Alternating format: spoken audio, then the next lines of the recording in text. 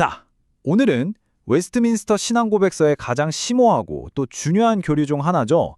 바로 효력 있는 부르심에 대해서 한번 깊이 파고들어 보려고 합니다. 이 개념이 구원은 도대체 어떻게 시작되는가? 라는 아주 근본적인 질문에 대한 하나의 답이거든요. 바로 시작해보죠. 모든 건 바로 이 질문 하나에서 시작됩니다. 만약 인간 스스로 구원을 향한 첫 발을 뗄 수조차 없다면 구원이라는 게 대체 어떻게 가능한 걸까요? 바로 이 팽팽한 신학적 긴장감. 이게 오늘 우리가 파헤칠 이야기의 가장 핵심적인 부분입니다. 효력 있는 부르심이라는 해답을 제대로 이해하려면 그 전에 먼저 신앙고백서가 진단하는 문제가 뭔지부터 짚고 넘어가야겠죠. 그 문제는 바로 인간의 자유의지가 지금 어떤 상태에 있느냐에 관한 겁니다. 그러니까 이 신학에 따르면요. 타락한 인간은 그냥 좀 영적으로 아픈 상태가 아니에요. 뭐랄까 아예 영적인 시체나 다름없다는 거죠. 스스로는 구원을 향해서 정말 손가락 하나 까딱할 수 없는 상태. 이걸 전적 무능력이라고 부르는데 모든 논의는 바로 여기서부터 출발합니다. 자, 그럼 이제 논리가 아주 명확해지죠? 우리 쪽에서 시작하는 게 불가능하다면 당연히 구원의 시작은 외부, 그러니까 하나님 쪽에서 와야만 하는 거예요. 바로 이 지점에서 효력 있는 부르심이라는 교리가 무대 위로 등장하는 겁니다. 자, 이제 본격적으로 부르심 이야기로 들어가 볼게요. 여기서 정말 중요한 구분이 하나 필요한데요. 성경에 나오는 하나님의 부르심이요. 이게 다 똑같은 부르심이 아니라는 사실이에요. 이 표를 보시면 그 차이가 확 들어오죠? 왼쪽에 일반적 부르심은 설교나 전도를 통해서 모든 사람에게 주어지는 말 그대로 외적인 초대장 같은 거예요. 하지만 오른쪽에 효력 있는 부르심은 완전히 다릅니다. 오직 선택받은 사람들에게만 성령을 통해 내적으로 주어지고 그 결과는 반드시 성공한다는 거죠. 결코 실패하지 않아요. 핵심은 이겁니다. 구원을 받느냐 못 받느냐의 차이가 결국 인간의 응답에 달린 게 아니라 부르심을 반드시 성공시키는 하나님의 능력에 달려 있다는 것. 이게 이 교리의 핵심입니다. 아니 그럼 이 특별하다는 효력 있는 부르심이라는 게 대체 어떻게 작동하는 걸까요? 이건 그냥 초대장을 보내는 수준이 아니라 거의 영적인 재창조라고 부를 만한 어마어마한 사건입니다. 이 과정이 한 사람의 인격 전체에 걸쳐서 일어나는데요. 자, 첫 번째는 성령께서 캄캄했던 우리의 지성을 밝혀서 영적인 진리를 이게 이런 거구나 하고 깨닫게 하십니다. 그리고 두 번째, 하나님을 싫어하고 적대하던 그 딱딱한 돌 같은 마음을요. 하나님을 받아들이는 살같이 부드러운 마음으로 아예 바꿔버리세요. 마지막으로 죄에 꽁꽁 묶여있던 우리의 의지를 풀어주셔서 스스로 기쁘게 선한 것을 원하고 선택하도록 완전히 새롭게 만드시는 겁니다.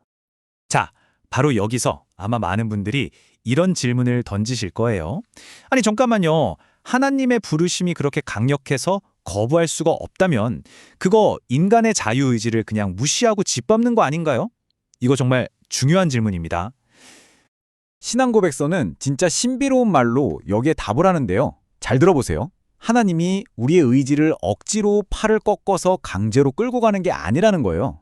오히려 우리의 의지 자체의 본성을 바꿔버린다는 거죠. 그래서 우리가 스스로 가장 자유롭게 그리고 기꺼이 하나님께 나아가도록 만드신다는 겁니다.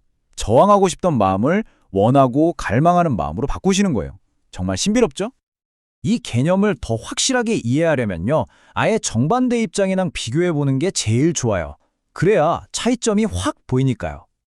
웨스트민스터 신앙고백서가 취하는 입장이 바로 이 단독 사역설입니다. 지금까지 우리가 이야기한 바로 그 내용이죠. 이름 그대로예요.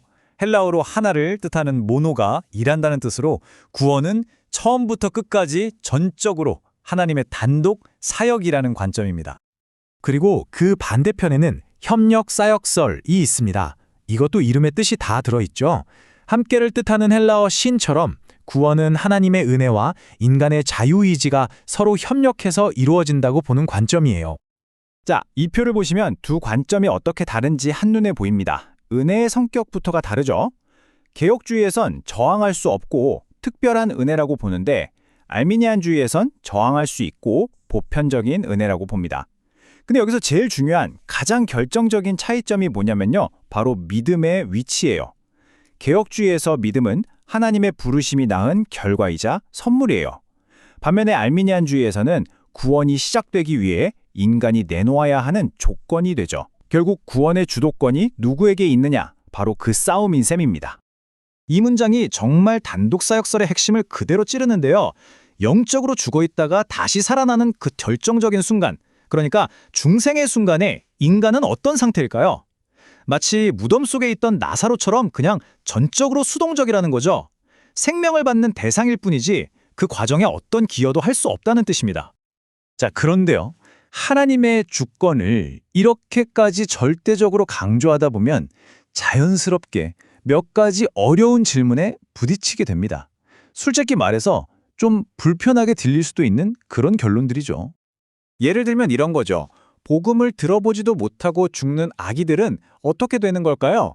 신앙 고백서는 이 문제에 대해서 굉장히 조심스럽게 답합니다. 그들이 구원받는 방법은 명확해요. 오직 하나님의 은혜를 통해서만 구원받는다. 하지만 구원받는 사람들의 범위, 즉 얼마나 많은 아기들이 구원받는가에 대해서는 성경이 침묵하기 때문에 우리도 단정하지 않겠다고 딱 선을 긋습니다. 그리고 여기서 한 걸음 더 나아가서 신앙 고백서는 부르심을 듣기는 하지만 택함받지 못한 사람들의 문제, 그리고 아예 기독교 바깥에 있는 다른 길들에 대해서도 아주 단호한 입장을 보여줍니다. 기독교 말고 다른 길로도 구원받을 수 있다는 생각 자체를 굉장히 강하게 비판해요. 아주 유해하며 가증된 일이다.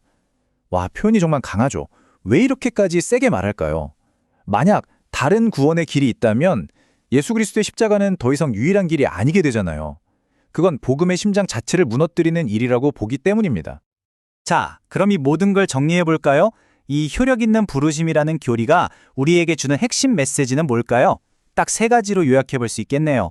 첫째, 구원의 확신입니다. 내 기분이나 노력처럼 변덕스러운 게 아니라 절대로 변치 않는 하나님의 부르심에 내 구원이 달려있으니 흔들릴 필요가 없다는 거죠. 둘째, 겸손입니다. 구원은 내 성취가 아니라 100% 선물이니까요. 내가 자랑할 게 하나도 없다는 뜻이죠. 마지막으로 목적입니다. 이 부르심은 하나님의 영원한 계획이 이 역사 속에서 성취되는 정말 장엄한 사건이라는 사실입니다. 결국 이 효력 있는 부르심이라는 교리는 뭐랄까 양날의 검 같아요. 한쪽으로는 신자에게 정말 흔들리지 않는 궁극의 확신을 주지만 다른 한쪽으로는 하나님의 공정성에 대한 아주 어려운 질문을 던지니까요.